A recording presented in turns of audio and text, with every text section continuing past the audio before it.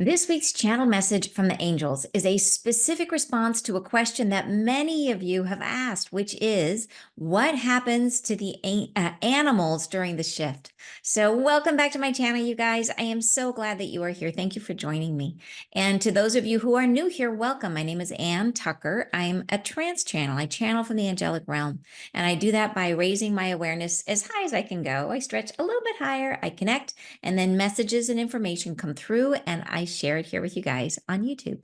And this week's message is, it is a really cool message because it's all about what they experience. I assume that the animals would be okay going through the shift and going through the process of this 3 days of darkness and going through the void and all of that.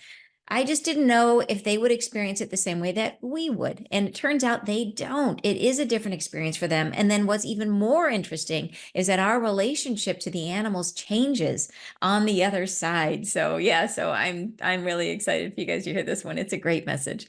I also wanted to give you a quick reminder to those of you who are part of my peace bathing program. Our session is this Sunday. It's Sunday, 10 a.m. So keep a lookout. You will be receiving your reminder in email, and I will see you there. And if you would like to join us, it is not too late. If you do not yet have a regular healing practice of your own, or if you would like to add to yours, Peace Bathing is a monthly program. We do it every third Sunday of the month. And it's a beautiful, uplifting, healing session to help us keep pace with the energies of the shift. So if you'd like more information about that, the link is down below in the description box. And I hope you enjoy the message. Be now endowed with an understanding of what shall pass in the endowment of grace in regards to the beasts of life, the creatures of earth. There are many ways of thinking amongst yourselves about what shall pass to them from them and how they create their own journeys. Will they become something more or stay the same? Will they be carried forward as you will be? Will they experience life and light in new ways? We say all but certain beasts shall come through into the beyond nature of reality that you are creating. Those that cannot journey are species of life who are found in regions which will be exhausted by the expression of the earth herself. Some forms of life cannot carry onward through these obstacles, but in general, humanity shall find their way to feeling their friendships with the animal kingdom strengthen. In the movement of time beyond now, time stops and separates from the instant. It no longer devolves you as it currently does. It does not take time to pronounce someone or something as transformed. It may occur within the realm of their own perception. Animals know no time. They have not the behavior of anticipation in the model to which you have learned. They do not think forward to the same degree. They exist more punctually in the now moment. They find time as everlasting, as impregnated with interest in the current now. For this reason, they do not endeavor to dilute their presence. They are here always in all aspects. They draw themselves through into completion. They are here as they are and will be. Thus, when the opportunity to raise their frequency presents itself, they do not struggle against the need to anticipate. They do not draw themselves backward into the desire to free themselves from what they cannot understand. They are limitless in their ability to endow this moment with all there is. Thus they shall experience what comes, and it shall pass, and a new now shall surround them, and they shall become something more of themselves, and it shall pass in an instant, for they have no need to cocoon as you are. They have no need to envelop themselves differently. They shall come in new light, in new ways of being. They shall find themselves greatly enhanced in cognitive abilities. You shall feel their thoughts. Most pressingly, you shall have the ability to transfer yours into their comprehension. You shall have thoughts and freedom of exchange within their kingdoms. You shall know them as beings of light, for they are. You shall know them as in quantity, for some are creatures of many lives in one thought. And you shall know some as individual hearts evolved from love, as you are. This shall come to pass in the new instantiation of life that you will experience. The illuminated world shall carry the newness of these creatures within it. They shall come along as invited members of this experiential realm of living. They shall come as yourselves and be involved in their own journeys as you are. They shall find themselves upon a tree or ladder of evolution as you have come to terms with. This is what you are. But they shall no longer tarry in the depths of loneliness as they may have done. They shall no longer carry within themselves the hardships of bestial confinement, which has been present often in many cases. They shall no longer allow themselves to be caged as pets. Freedom is required for these animals you love. They cannot survive in the new medium of existence within confinement. They must be free. They cannot stay within the hardship of sorrow that comes with separation from nature. They can be kept in the sense of your regard. They can stay as pets who are in friendship with yourself, who come and go as they please, who carry with themselves the desire to be with you. You can feed them, play with them, carry them in many ways as you always have, but they cannot stay within a guardianship that hampers their own journeys. They must be let free. They must be allowed their own journey. In some cases, protection has been the motive for confinement. And in these cases, sometimes an animal will reflect upon what is offered, and in so choosing, they diagnose their own potential harm and may reflect upon a passage of time within a confinement of your offering. This they may choose, but not as it is scheduled for them by someone else. They must be allowed their time, their passion for life, their ability to roam the earth, to find their trouble as they will meet it, to experience a journey as you shall have. And their illuminated self shall come to you in visions of conversation wherever you shall meet. It shall be done through thought and presence. They shall come to you to announce themselves, to partake in conversation. You shall have their hearts more full in understanding. There shall be communion between yourselves, a greater comprehension of these creatures you have loved. This shall be the passage they are settled upon.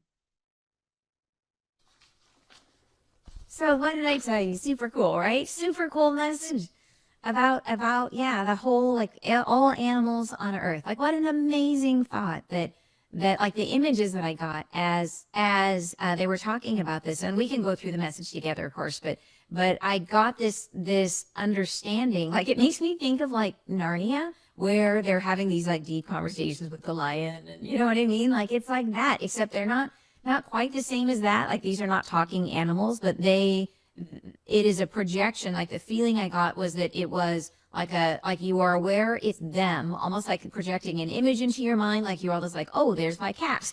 And my cat is sending me a very clear message, and they have more like their ability, and then they say cognition, their ability to think, right? They're more intelligent in a way. So it's like you can rationalize with them. You can say, okay, like you're free to come and go as you want, but it's going to be freezing temperatures tonight. Wouldn't you like to be inside? And the cat might be like, yeah, that sounds like a good idea. Like they have that ability to intelligence, like right now, like an animal mostly just kind of thinks about like what it wants, you know. It'll be like squirrel, you know what I mean? It's like it's hard to be like, no, don't run into the street. But in the future, it sounds like we're able to communicate like, hey, a car is coming, don't run into the street. And they have that ability. So that is the shift in cognition, the ability to think that they will get, where it's like there's more balance. Like as we are becoming more balanced head and heart, maybe they are bringing in more thinking qualities, right? That they're bringing in some of that, like being able to govern and think through and make choices that are more rational, which is as opposed to like, you know, some dogs, like they will eat till they explode. And they sometimes will eat till they get sick, which I do not judge. When I was like 5, I ate 3 bowls of SpaghettiOs and threw up. So like, I do not judge the dogs. I am into shag carpet, no less. So yeah, it was a proud moment for me, but it was like, I loved SpaghettiOs when I was a little girl. I never got them. And my poor stepmom was so sweet. She gave me 1 bowl. And I like devoured it. And she's like, wow, you ate that so fast. You must be really hungry. Do you want another? And I'm thinking, oh my gosh, it's Christmas. Yes, I want another bowl of SpaghettiOs. And of course I ate the whole thing. And then she's like, wow, you must be so hungry. She offered me another, and of course I said yes. Oh, and I got so sick. So anyways, yeah, no judging the animals. None from me anyways. Yeah. Ronnie says, eat till they explode. I can identify with that. Yeah. At least, you know, I was 5. I can justify it, right? So, okay. But anyways, so let's go through, you're saying, I'm so loving this message from the angels. Me too. Warren says, I wonder if this relates to wild animals. Well, yes, absolutely. Yeah. The entire animal kingdom was the idea. And they were speaking to us. So I think they're referring to our relationship to the animals that we love, you know, but absolutely wild animals, all of it. Yeah. Elisa, my fur baby is already there over the rainbow. Oh, well, you will probably see them because they will probably be with you after we cross over, which is going to be amazing. Yeah. Yeah. Ed loves it. That is fantastic. And then, Jay says, we were all once second density animal and plant consciousness as well. We each evolved into 3rd density human consciousness. We are now evolving into 4th density. I love that you always bring the raw perspective, Jay. Thank you so much for adding it. It's always so insightful. Thank you. Rodney says, eat till they explode. Yeah. Em says, cute, 5-year-old Anne. Thank you. Not so cute in the shag carpet, I will tell you. Think about our zoos. Yeah, powerful message. And I think it will be a thing where, you know, we wonder like, oh my gosh, how will they let them be free? But if the animals are impressing their thoughts on us when they're being like, hey there, Joe, you know, zookeeper, it's me, you know, Teddy the zebra, and I would like to walk out of this cage now. Will you please let me? Like, what is, you know what I mean? If they're like impressing thoughts on us where it's clear that they're sentient, which is clear that they're, or sentient, you know, I think it's going to be a different thing. Like if you were the zookeeper and that happened, you would be like, oh, okay. And first you'd be like, am I hallucinating? And then you would, yeah, you know, they love the animals too. So, okay, so let's go through the message and break it down.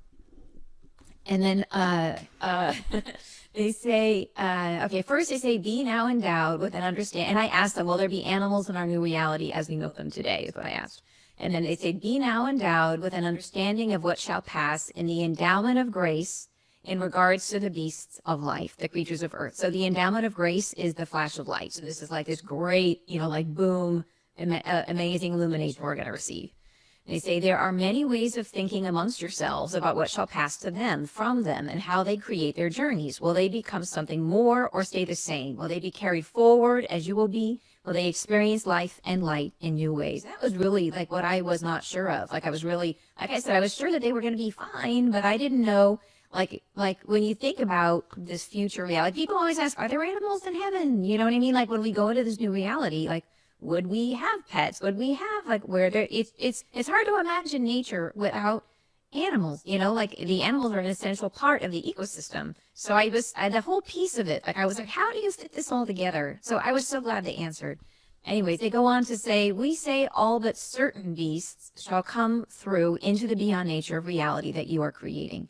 Those that cannot journey are species of life who are found in regions which will be exhausted by the expression of the earth herself. So what I understand, and they say some forms of life cannot carry onward through these obstacles. So my understanding of that is that the earth is going to be going through a lot of earth changes, and there are some species that are only found in certain parts of the world. So leave it to the angels. They are very, very literal, and when they answer the question, they tend to answer it very thoroughly. So they wouldn't say, yes, all the animals. They would be specific and say some animals can't, and not because of anything energetic. It is purely the fact that maybe they only exist on this one island, and that one island, has a tsunami in it or has some kind of a natural disaster that happens near it. And then that they can't survive past those obstacles. Or it could even be a thing of destruction of their habitat, right? It could be a thing where there's animals that rely on a particular tree to survive, and that tree, has a problem that gets affected by the gas cloud or who knows something, right? Like you just don't know. So there will be some species that cannot survive the obstacles, they say. But in general, the majority by far of animal species, they say, and that's my words, but they basically are saying, yeah, in general. And my feeling was like, yeah, that's few, but the majority make it through. And right. So some forms, yeah, but then they say in general. So that would be like the majority. Humanity shall find their way to feeling their friendship with the animal kingdom strengthen. And this makes perfect sense because they've been telling us that we become the guardians of the earth, that our relationship to the earth changes, that we become much more attuned to the earth. And I think of the animals as part of the earth. So to me, that makes a ton of sense. And it's awesome, right? Super awesome. So then, and Jay says, darn, so we still have sharks. Those darn sharks, right? They've been around forever. Yeah, they can be, I think sharks can be nice. Maybe they'll be nicer sharks in the future. In the movement of time beyond now, time stops and separates. This is really an interesting paragraph. Time stops and separates from the instant. It no longer devolves you as it currently does. Isn't that interesting? So to devolve something or someone, the definition of that's our angel word of the day, is devolve. And it is passing authority from a higher or centralized place to lower and decentralized. So like from the center to the many. So it'd be like devolving like from a unified country to a bunch of different states.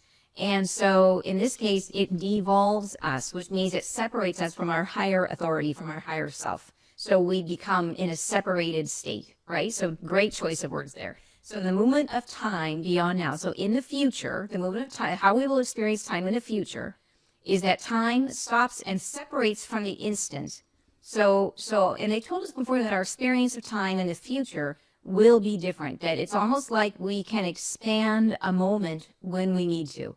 And that's what they're saying. It no longer separates us from our higher self, that now we are caught up in the rush of time. So like there may be times where you feel like you're rushing through your day and you're not present to the moment, that where it's almost like time is like sweeping us along like a wave, and we're just struggling to catch up all the time. Again, I know there's many people that feel like that's how they lead their life, that they're constantly rushing from place to place to place. What if in the future, in this new reality, we are never in a rush? where there's never a time where you feel, wouldn't that be bliss? Like just that one thing, if that one thing changed, where you always had the exact right, perfect amount of time. Even if you were going to say, I'm going to meet all you guys online at 10 a.m., my morning might take 3 hours and it would still be 10 a.m. And yours might only take 5 minutes and it would still be 10 a.m. because I could stretch mine to be 3 hours if I needed it. Wouldn't that be crazy? But I think that is what they're saying. I think they're saying that we will have the ability to be in a moment for as long as we want to be there. And that's an amazing thought. So the idea, like, yeah, what would the world be like if no one was ever in a hurry? Because right now, and this is a wild thought, one of the greatest commodities we have is time, right? That when you're young, like when I was in college, I had a lot more time than money. And so I was really willing to spend my time to save money. So it would be like, okay, if I can save $10 by walking from here to here, I will do it, even though it takes me 3 times as long. Now I'm like, where's my Uber? You know what I mean? Like I want to save the time because as you get older, like that, you know, in most cases, you end up valuing the time a lot more. And so, but I think this concept that our time as a commodity, if you think about that what drives, I think it's just a wild thought to think that if time is our biggest commodity and if time is available to everybody, it changes our relationship. And this is a whole tangent. This is not even, the reason they bring the concept of time into this is to tell us how the animals are different. But I got to spend a minute on it because it is such a big concept.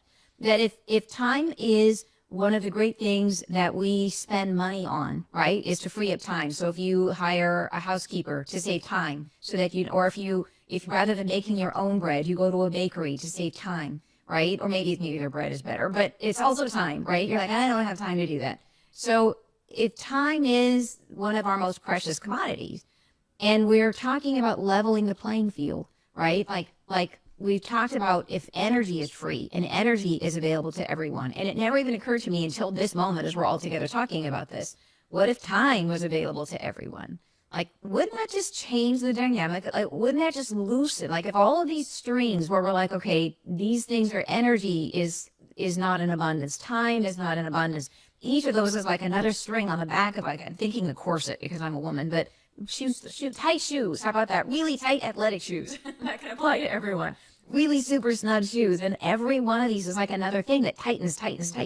And as we loosen, what happens? Like, it's just like you're more free, more open, more like, and then think about how people feel when they're free. When you have loose shoes on and you're like, yeah, you just feel in a good mood. When your shoes are tight, you're crabby. And when your shoes are loose, you feel good. So, I mean, generalities there. But you guys are following me that this concept of time is another aspect of the concept of commodities becoming free. How amazing is that, right? What does this do to humanity as we start to loosen our grip on the things that keep us in constriction? So fascinating to me. Yeah. So, okay. So they are saying, yeah, so time stops and separates from the instant. So this idea that we can separate the moment that we're experiencing, we can separate it from the wave. That's like, and we can stretch ours out, we can shrink it down, we can play with it, we can experience time in our own way. Wild thought. But it sounds like that's what happens. And like I said, they've been talking about this for several years. I just have never fully understood it. It's like layers of Velcro. It's starting to stick in my brain a little better. But yeah, I'm sure it will be different when we experience it.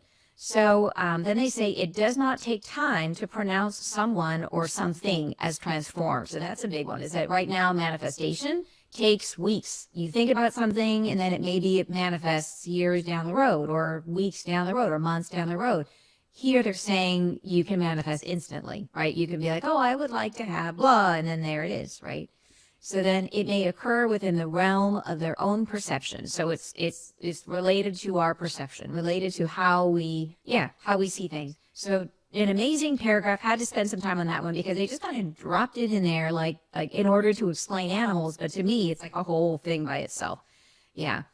And okay, so then they go on to say animals know no time. They have not the behavior of anticipation in the model to which you have learned. They do not think forward to the same degree. So in other words, they're saying that it's not that animals don't have any anticipation. Like any of you who have, like when I was a kid, we had an automatic can opener and I had a cat. And all my mom had to do was like anytime anyone opened a can, like anytime that thing started humming, the cat would like come running from, she could be like in the neighbor's yard. Somehow she would hear it and she'd be there. You know what I mean? And she would be anticipating what was coming out of that, out of that can, thinking it was for her.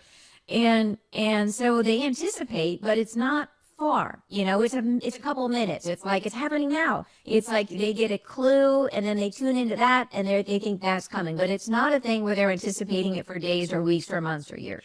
So like we are, like how often are we actually in the present moment? We're there in the future. We're there in the past. We're thinking about, other things. So they don't do it to the degree that they are much more in the present. Anybody would say that. Anybody that's, that has had a lot of experience with animals, the joke is that they're so distractible that, that they're just constantly carried in the moment. And what they say is that they exist more punctually in a now moment. They find time as everlasting. So what an interesting concept that when you're in the now moment, time is everlasting. It's so true, but we forget that when we are absent from the moment, we experience time as limited. When we are in the now, it is everlasting. That's how we make the transition to this new state of being where we control time. Totally cool. As impregnated with interest in the current now. So they are fully present in the now, right?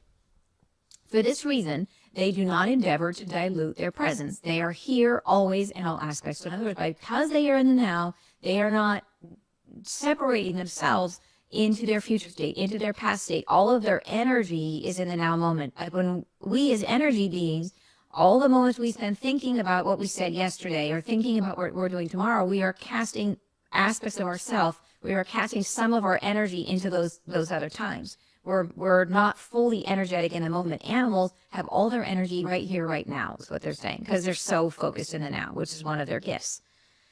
So then they say they draw themselves through into completion. They are not here as they are here as they are and will be. Thus, when the opportunity to raise their frequency presents itself, they do not struggle against the need to anticipate. They do not draw themselves backward in the desire to free themselves from what they cannot understand.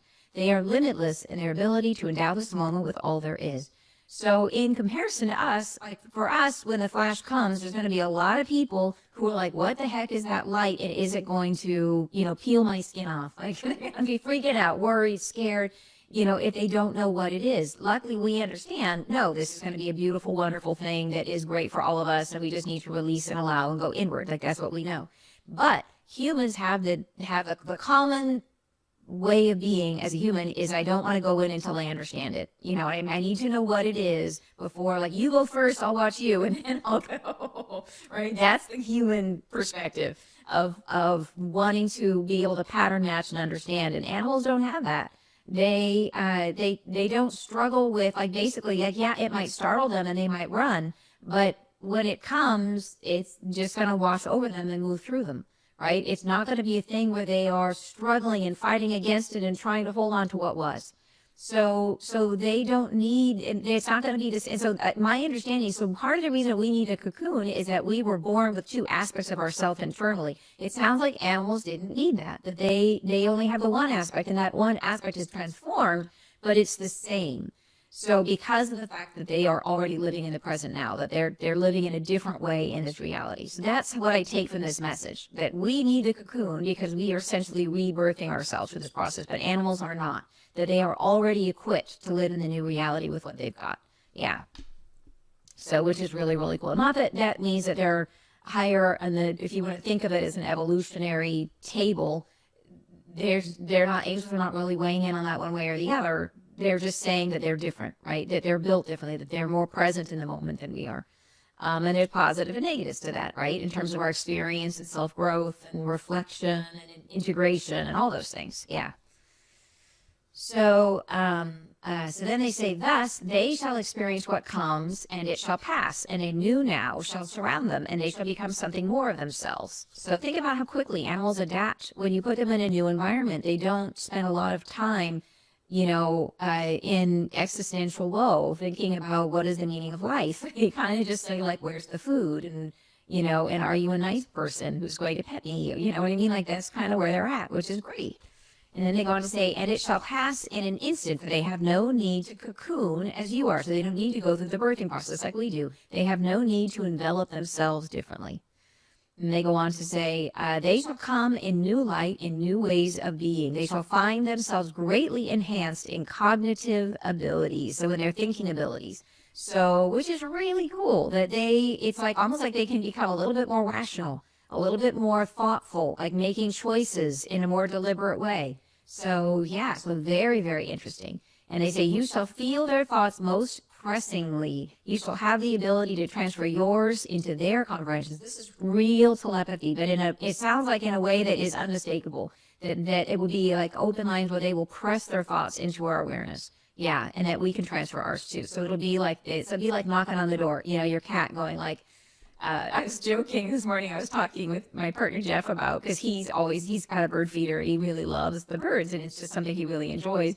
But when the bird feeder runs out, like the birds are not happy. And I was teasing him in the middle of the night. He's going to have birds projecting like, Jeff, fill the bird feeder.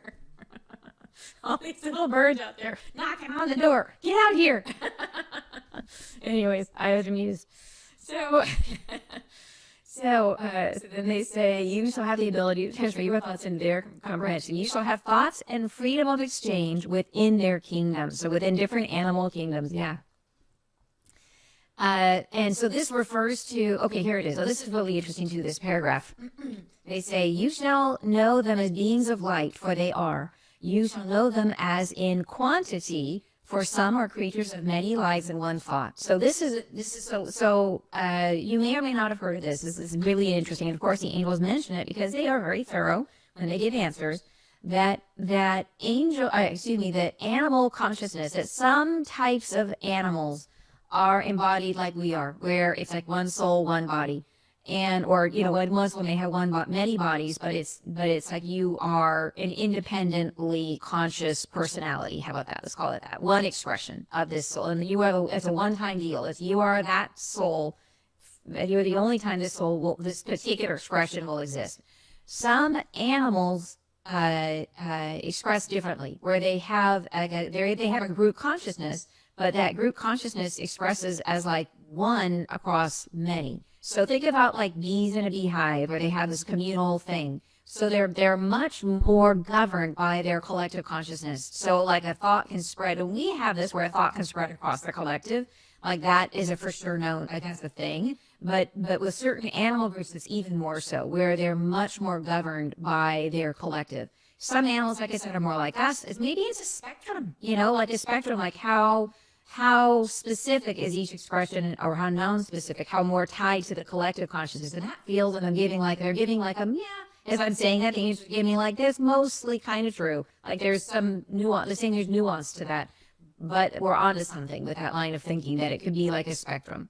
So yeah, interesting. And they're saying they could answer that more fully, but I'd have to go into trance. So yeah, interesting. So, okay, so for some are creatures of many lives and one thought, and you shall know some as individual hearts evolved from love, as you are. So in other words, one expression of that personality. Yeah. And then they go on to say, this shall come to pass in the new instantiation of life that you will experience. The illuminated world shall carry the newness of these creatures within it.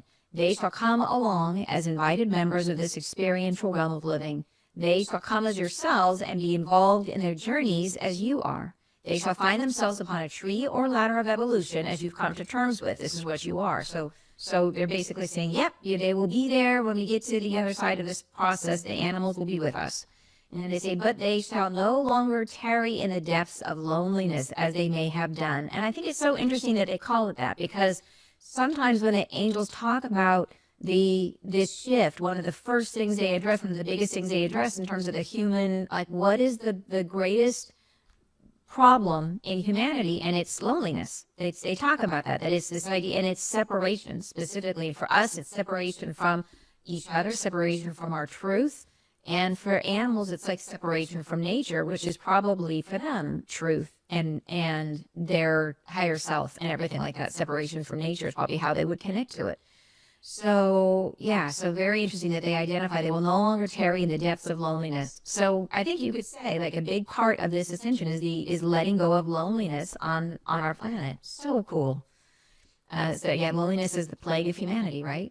They shall no longer carry within themselves the hardships of bestial confinement, which has been present often in many cases. And for sure, what comes to mind is animal houses, like the farming industries where animals are kept. And I understand the convenience of having animals in one place. There's dairies, dairy farms near me, and the animals are, it's clean, they're well cared for, but they don't get to go out and run around in the grass, And if you've ever watched a video of how happy a cow is when they get to first run out onto the grass, I've never seen cows this happy.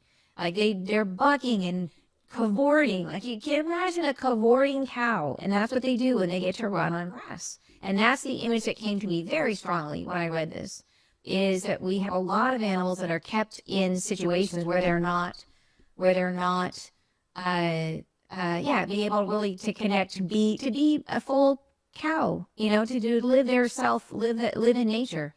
And so, so could you imagine if we had a dairy farmer who had cows who had been through this evolution, where rather than calling in the cows, they would send out a projection and say, "Would you like to be milked?" And the cows would say, "Yeah, I'm a little full. I'll come in." Imagine, it would be a very different world as opposed to, what we have today. Yeah. They wouldn't need to cage them if it was easy to get them all back in, So maybe it's not a thing where, anyways, just thinking it through. Okay, so then they say, they shall no longer allow themselves to be caged as pets. Freedom is required for these animals you love. Yeah, so this is really for in all ways. Then they go on to say they cannot survive in the new medium of existence within confinement. They must be free. So they won't thrive, in other words, unless they have that freedom, will, and the free will. They cannot stay within the hardship of sorrow that comes with separation from nature. So there it is, right? So cool. And then they go on to say, they can be kept in the sense of your regard. They can stay as pets who are in friendship with yourself, who come and go as they please, who carry within themselves the desire to be with you. So they're really saying we're redefining what the relationship is that we might have with animals that we consider pets. That they're saying, yeah, they can still be pets. Like you can still have your cat or your dog and they can still be like a member of your family, but the relationship will change. That it won't be a thing where the dog is, and in some cases I know the dogs are like the king of the castle. The dog gets the best of everything. I know that's the case for a lot of people. But they're saying the difference is that you're on a little bit more of an equal footing. That it's like the animal, and I know now it's like the animal chooses you a lot of times, but it'll be even more so. It'll be a situation where the animal has an intelligence they can communicate much more easily to you through projection, through telepathy, right? And that they then if they have the desire to lead, to come and go as they please, that we have to give them more permission of freedom. We have to, if they want to go out and it's not convenient for us, maybe you say, "Hey, I'm going to be out all day. Would you rather be inside or outside? Do you want to go out and play outside?" "No, I'm not going to be home until 6, whatever it is." And then the animal gets to choose. "Yeah, I want to go out." Maybe you have a bird and you're like, "Okay, you could fly around, but please don't poop on my sofa," Like, how do we manage that one? That's a good question. I don't know. Yeah. So the idea is they carry with themselves the desire to be with you. So they're emphasizing always the freedom of choice, that this is a gift, that the animals are choosing us and we are choosing them, that the animals get to determine their lives. And that's what's key. And then they say, they say you can feed them, play with them, carry them, like in many ways as you always have. So the way we think of our pets is being, unconditional love, like that will stay. They say that's not going to change. But they cannot stay within a guardianship that hampers their own journeys. They must be let free. They must be allowed their own journey. And this is, I think, a lot because of the fact that they are changing. They become more conscious in some ways. And so that then means that the scope of their journey has to broaden. They need to be allowed the same sort of free will that we have. Yeah. All right, they go on to say, in some cases, protection has been the motive for confinement. And in these cases, sometimes an animal will reflect upon what is offered. And in so choosing, they diagnose their own potential harm, and they reflect upon the passage of time within confinement of your offering. This they may choose, but not as it is scheduled for them by someone else. In other words, the angels are acknowledging that sometimes the reason you may put an animal in a cage is to protect it. So I'm thinking here of like those people who have like a chicken coop. And you know that the chickens, if they're out in open, like there may be hawks or eagles or something that would kill the chickens. And so like you're doing it not because you want to keep them in a cage, but because you don't want them to get killed. And here the angels are addressing that. They're saying, yep, sometimes the confinement is about protection. And they say in these cases, the animal gets to choose, that you will communicate, here's the danger that I'm aware of. There's wolves in the area. There's hawks in the area. And then you can say, and, you can go into the chicken coop and maybe just the evenings, if you want to come here in the evening, how do you want to do it, Mr. Chicken? And then the chicken will reflect and be like, yeah, I think I would like to be, or no, I'm willing to take my chances. I just really need to be free to do my thing. And then they get to choose. But if they choose to be in the cage, they're saying it's not scheduled by someone else. It's not because we say they have to. It's not because we force them in or trick them to go in or whatever. It's the thing where they're like, oh yeah, I would much rather be in there than be out here with the wolves. So that's kind of the message there. So it's really a much more, really changing our relationship to them, where we are treating them, even though they're not the same as us, and we still have the upper hand in terms of our ability to think and our awareness and all that kind of stuff. They have much more awareness. Yeah. Then they go on to say they must be allowed their time, their passion for life, their ability to roam the earth, to find their trouble as they will meet it, to experience a journey as you shall have. So, and that's the idea that we need to allow them to make their mistakes, to face their risks. If that's what they choose, we need to allow them to pursue it within reason. Like if your cat's freedom is like chasing your other pets, then you can be like, no. Your cat's like, I must be free and eat your bird. You're like, oh, that's not going to happen. Like, that's not okay. But you get my point. Or their point, I think, is that they need to be allowed to have their own journey. Yeah. And then the last paragraph they say here is, and their illuminated self shall come to you in visions of conversation. I love this part. So their illuminated self shall come to you in visions of conversation. So as the angels were saying this, they were giving me the image of, say, for example, your animal has gone off on like a bender. They're gone for like 3 days. And you're like, where the heck is my cat or my dog? And the image they gave you was an animal like on exploring a mountain, like on the ridge of a mountain, and sending you back a message going like, hey, I'm here, I'm having a great time. Like sending, and very clearly sending you communication, being like, hey, I hear this is where I am. I'll be home. I'm doing fine. That kind of thing. Like, I'm on a mountain cliff or whatever. I'm doing my thing. And yeah, so they would literally be able to send you a communication from wherever they are. They don't have to be nearby. And they say, wherever you shall meet, it shall be done through thought and presence. They shall come to you to announce themselves, to partake in conversation. So it'll be a thing where it's not mistakable. It's not like, is that my animal? And I have a vague feeling it'll be like, boom, here they are, right? Where you can't not see it. Like, oh, there's my cat. And they're seeing something. Yeah, and it'll be thoughts, not words. Yeah. So you shall have their hearts more full in understanding. So in other words, the more we understand them, it just makes our love grow deeper, that it strengthens our relationship to them. Yeah. There shall be communion between yourselves, a greater comprehension of these creatures you have loved. So the more we know them, the more we love them. Yeah. This shall be the passage they are settled upon. How awesome is that, you guys? Yeah, I was so excited about that. So I thought, that is just a beautiful vision. And I know the world will change in many ways that will support this vision. You know what I mean? That all the things that make it difficult now, there will be changes that make it easier. So yeah, I'm really curious to see what you guys are saying. Let me go back here. And happy birthday, Carrie, by the way. Here we are. And somebody asked, Shonda says, it's terrible to hope mosquitoes are on the cut list. That's awesome. Okay, here we go. And then welcome Jenny. You joined a little bit late. Yep, and you're saying, yeah, we can finally catch up on some sleep by stretching time. I love that. What a great idea. Yeah, I was like, oh, I just want to make this morning last a little longer. It's the snooze button takes on a whole new meaning, right? The 3-hour snooze button.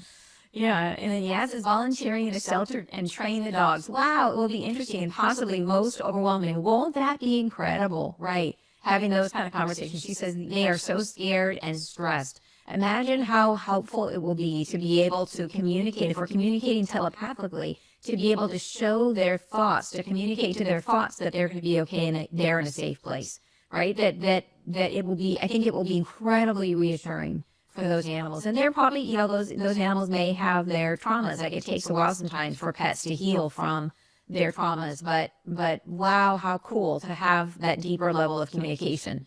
Yeah. Carrie says, I would love to finally know how animals would be regarding food. Yeah, I know. And Maury says, I have no issues with cavorting cows, but free roaming lions and tigers. Yeah, from the zoo, right? Yeah. Yeah, I don't know about that. That is going to have to be a thinker on that one, how that evolves. Cheryl says, so glad I finally got to catch the live amazing information about animals. Thank you so much for joining us, Cheryl. Diane says, words from a song. And I say to myself, what a wonderful world. Yes, don't we love that song? Maureen says, I always give my dog a voice. It will be hilarious to actually hear what she's thinking. It will be, won't it? I know. It is really funny. My dad, when there was a time where we were moving from California to Washington, and my dad came up first, and he brought the cat, and then he had to leave her alone when he went on a business trip. And he was gone for like 3 days. He had someone come to feed her and stuff like that, but she was alone for 3 days. And he got back, and she was mad at him, and she would not talk to him for 3 days. She literally would, every time he came here, she was just like, get away from me. And then after 3 days, he wakes up and she's sitting right on his chest, looking at his face, just glaring at him. Like, if she could, like, a picture, what is it, a picture's worth 1,000 words? She was saying a lot in that glance. Like, how dare you leave me here alone? Teresa says, when I was little, our animals did run free. Us kids ran with our dogs. Now leash laws in the neighborhood freak out with an escaped pet. Yeah, it's so true, right? And I picture walking in nature with dogs, cats, birds, freely communicating with them, pet them, feed them. Wow. Well, isn't that an amazing thought, Joy? Yes. Taking a walk in the forest takes on a whole new thing. Yeah. Carrie says, so it will still be animals eating animals. I think animals are animals. They didn't address what animals will eat. But the fact is that animals have, like, they're part of nature. And nature, the very structure of nature is a process of renewal. And it renews itself through this process of you know, the what do you call it, the food pyramid of animals of life, right? That something has to devolve or become, and things evolve to become through another thing.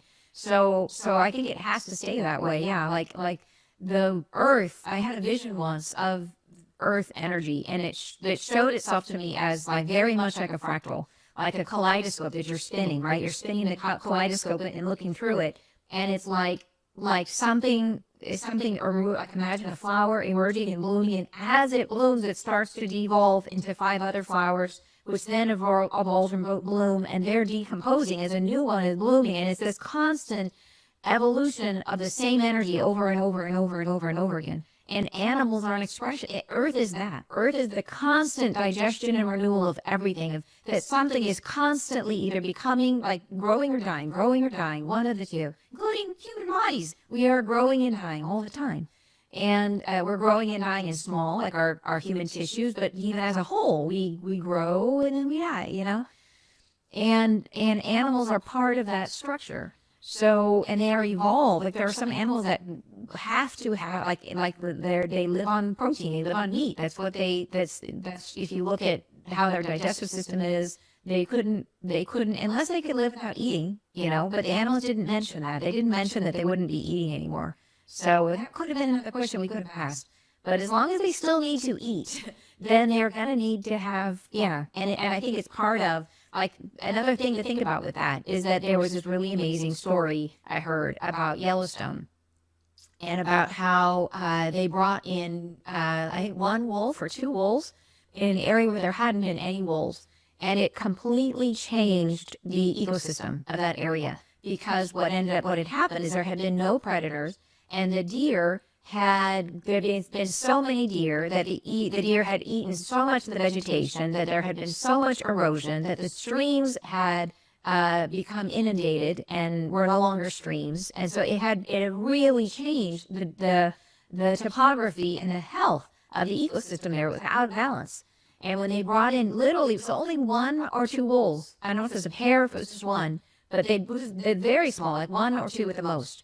And immediately the deer population came down. It was only a matter of years before the stream was back and healthy again. Like it completely put the system back in balance. And so that's the earth. That's earth energy. And we look at it, we're like, ooh, it makes me sad when animals die. But it's all about renewal. And nothing ever dies. Like there is never really truly death. Everything is in a process of rebirth all the time. Death is just another birth. It's a birth to a new way of our state of being. And we have to remember that. But earth is the energy of constant renewal. And that is what that is all about. Yeah. So, but great question. Very good question, Carrie. Yeah, says really interested to know how we can manage that in the shelter is so overcrowded. Poor dogs waiting for a month to get a walk. Wow. Oh my gosh, yes. Carrie says, kind of wanted a utopia for a while where no creator had to fear being hunted and eaten. Yeah, me too. And maybe that's the case. I mean, if nobody has to eat, right? But they did not answer that. I'm not sure about that. And then Jay answers, says, second density life is what second density life is. It is the greatest duality. To have life requires destroying life. Very cool point, Jay. And then he says, this lesson duality itself and is key to that density of consciousness. Interesting. Animal communicators say animals speak to them in feelings and pictures. Yeah, and there's a lot of animal communicators who are born with that gift now, and that's how they do it. It's really cool. And says, can't wait. I know, me too. Edie says, hey, good to see you. She says, I love hearing about animal awareness. I already talked to all my community animals. There's a few hummingbirds that will come to my window with their feeders empty and I respond. And I'm teaching my dog how to treat other animals with curiosity and respect. He's learning and hearing this now really makes sense how our communication is really deep. And that is so amazing. I think hummingbirds are so unique. They seem to be like, we have a hummingbird feeder on our patio. And the hummingbirds, they greet me in the morning. They will come and like when I first come out of the deck, I sit down and they come and they hover and they fly right in front of me and they just hover for a minute. And it's like, good morning. And then they fly off and then they go and then they buzz and buzz and buzz. But they come and they greet us. Like, it's like, hello. And it's just so amazing. I have to think, because we remember our message last time we were talking about this, I think it was last week or the week before, about how time is relative. And how like young people, the summer is endless, and for an old person, the year happens in a minute. And so I think hummingbirds must see time as in like a second is a year. And so from their perspective, we must feel like non-moving giants, like we're these lumbering slow, like probably moving super slow from their perspective. And but yeah, it was even like yesterday. I just had a sad conversation. And I went out and I sat on the deck right after that conversation. And immediately a hummingbird came super close, came like 2 feet in front of me and just hovered there for a second, almost like, oh, I see you, you're sad. And it flew away. It was so cool. So cool. Yeah, animals are amazing. It is amazing the communication we already have. And yeah, to think about that deepening is going to be just incredible. Janine says, really beautiful and exciting. Yeah, Sherry says, sadly, some owners have imprinted their own anger into their animals in order to be on the leash. There's definitely a lot of trauma sometimes with abused animals. It's awful. But I think animals can be healed just like humans can. Yeah. Animal Liberation Now. That book changed. Oh, is that a book, Edie? Oh, very cool. Carrie says, I know, but it still makes me sad because that feeling of being hunted overwhelms me. Oh, gosh, yeah. Interesting about that, Carrie. I wonder if there's something in that for you. If it's a feeling that really comes up, if you really resonate with that, often it's because it's something that could be an experience you have had that's really resonating, that's coming forward to be felt and healed. Yeah, cool that you're identifying it. And you're saying, I hear, yeah, our existence in third density is defined by psychological suffering and these sort of thoughts. Yeah, very, very, yeah, and that is poignant too, isn't it? Hey, Andreas, he says it will be like living in Alaska again, regardless of where I am. Yeah, exactly. Circle of life. Yeah. And then he says animal consciousness knows its role in life and death. Maureen says, every now and then I hear my cat talk and he's so funny. I once brought him his food and he said, my darling. And he responded, my waitress. That is so cute. Donna says there are many animal communicators now, and I am excited to know that we all will be able to do this as well. Yeah, so cool. Bible verses, Wally. The lion shall lay down with the lamb. Oh, interesting. That's an interesting thought, Wally.